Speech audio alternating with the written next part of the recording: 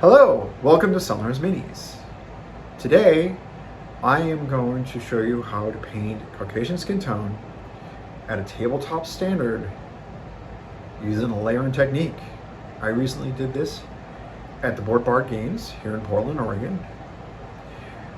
I'm going to ask you to take a moment to like, comment, and or subscribe to my channel, as it will help me grow, as I'm trying to reach 120 subscribers by the end of this month, which is July. As always, paint fearlessly. It's just paint. You can fix any mistakes. And with that being said, let's get into it. All right, so we're going to start off with Army Painter's Warpaint Fanatics, which is their new line, Ruddy Umber.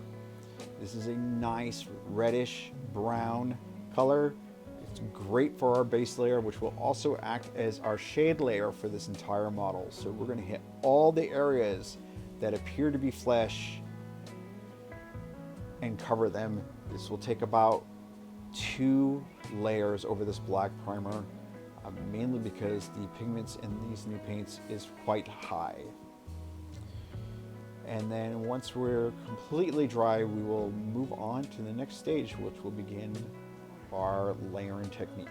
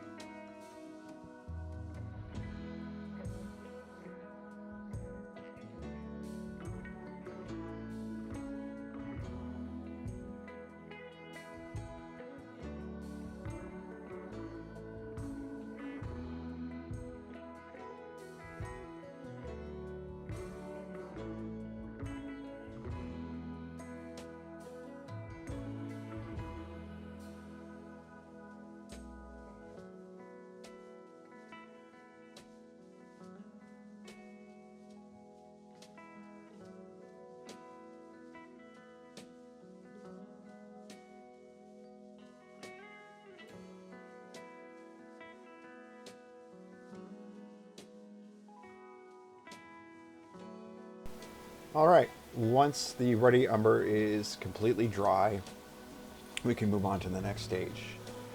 I'm going to have a little caveat here. So I'm using 2 different paints from Army Painter. The old paint, which is going to be the tan flesh, has less pigment than the new paint, which is the Ruddy Umber, which is the Warpaint Fanatic. Typically what I would do, if there was the same pigment density in each paint, I would go with a 2 parts Ruddy Umber and 1 part tan flesh. But due to the tan flesh having less pigments than the Ruddy Umber, I actually had to increase it to give it a slight change in the coloration. We're going to talk through the rest of this as if they are the same pigment density. So for this one, it's 2 parts Ruddy Umber to 1 part tan fleshed. And then when I go to the next stage, we're going to go to 1 part Ruddy Umber to 1 part tan flesh. Now the goal in this stage is to hit all the upturned areas that you think light would hit. So for this guy, I'm hitting the top of his head, his shoulders, his arms, his chest, his abdomen. He's kind of crouched forward a little bit, so the tops of his thighs and his calves. And then once I'm done with the 2 parts Ruddy Umber to 1 part tan flesh, I just make the next step, which is the 1 part Ruddy Umber to 1 part tan flesh, just a little bit smaller. The idea is to cover a little bit less to give a transition. Once we finished with the 1-to-1 ratio of tan flesh and Ruddy Umber, we're actually going to go to 2 parts tan flesh to 1 part Ruddy Umber. And once we're done there, we're actually going to go straight to tan flesh.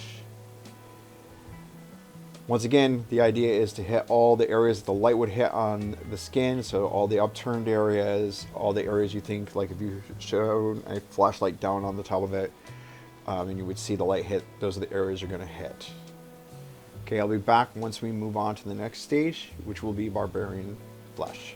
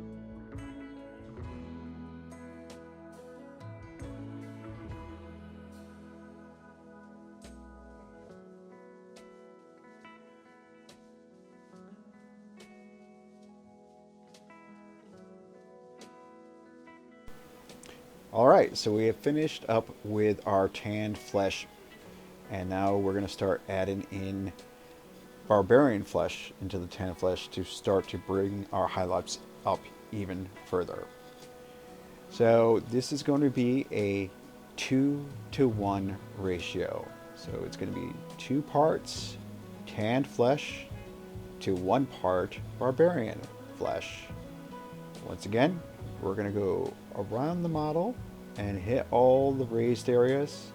Again, trying to make these areas just slightly smaller and not completely cover our previous layer to give us a more smooth transition. Once we are done with this, we'll move on to the next stage, and I will be back on soon.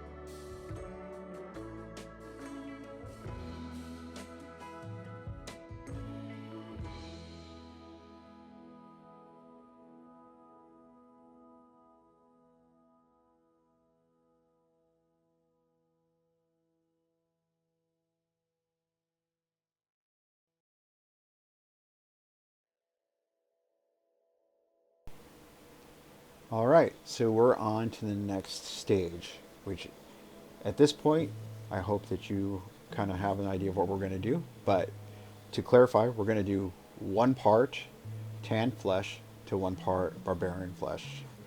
Once again, just trying to make each area just a little bit smaller without trying to go over the previous layers for a smooth transition.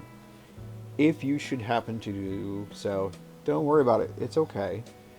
You know, just kind of move on and keep doing what you're doing. Just do your best. Miniature painting should be enjoyable and relaxing. Sometimes it is stressful, especially if you make a mistake, but that's okay. As I've said previously, paint fearlessly. It's just paint. You can fix any mistakes. So you can work around things. The one thing I should mention, and I don't think I've said it this entire time, but you should wait until the previous layer is completely dried before moving on to the next layer. Things that can happen is you can tear the previous layers of paint and start to get like a texture in the skin. You can wipe off the previous layer and not even realize it, kind of giving you a weird mixture of paints. So once again, just take your time. Layering is a good technique. It just takes a little bit of time. It's just paint, dry, paint, dry, paint, dry. Okay, I'll be back on when we get to the next stage.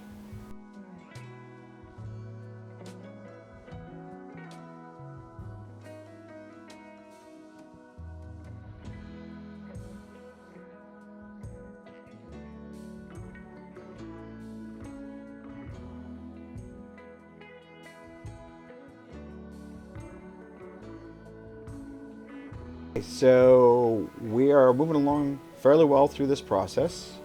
At this point, we should be at the 2 parts barbarian flesh to 1 part tan flesh. So things should look pretty light compared to the Ruddy Umber that we started with. These areas that you're painting should also be getting smaller, and sometimes it may be just as simple as putting a line or 2 or some dots. You don't necessarily have to fill in large blocks.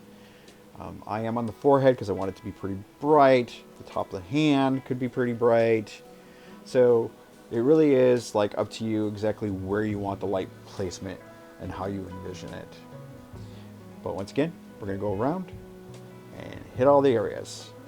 Okay, and I will be back on for the last stage here in just a few moments.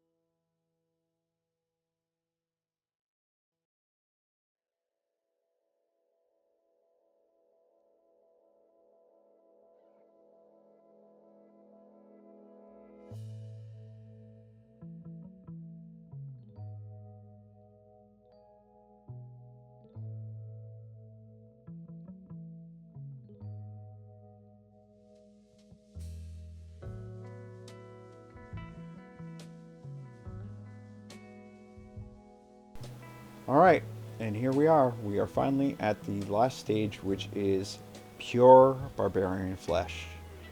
I'm just hitting the most upturned areas. These are like dots, again, lines, little teeny tiny scratches. The pectoral muscles and the forehead got more, as well as the top of the hand, and the fingers got a little bit more. But these are all areas that are going to get hit with a lot of light. So it is at this point that you could do further things to make the skin look better. But for this, we're just doing tabletop ready layering technique. I can, in a different video, talk about these other things you can do. I did talk about them briefly in the class, and that deals with things like glazing. Glazing is just thin down paints, best with an acrylic medium, but you can use water as long as you don't thin it too much to give you like a color variance in certain areas. If I was to do glazing on this model, it would be like his cheekbones, the tip of his nose, his knuckles, maybe his knees, maybe his elbows. But those are all things I can show at a different time. For today, we are done with this particular tutorial. So coming up here soon, I will have a turnaround. I finished painting this model, so you can see I'm done completely. So his skirt or loincloth area has been done, his sandals have been done, and his hair and his weapon has been done. All right, thank you very much for watching. Please follow me here, either with a like or subscribe or comment. Please help my channel grow. Once again, I'm trying to reach 120 followers by the end of the month of July. Thank you very much. You guys have a good day. Bye.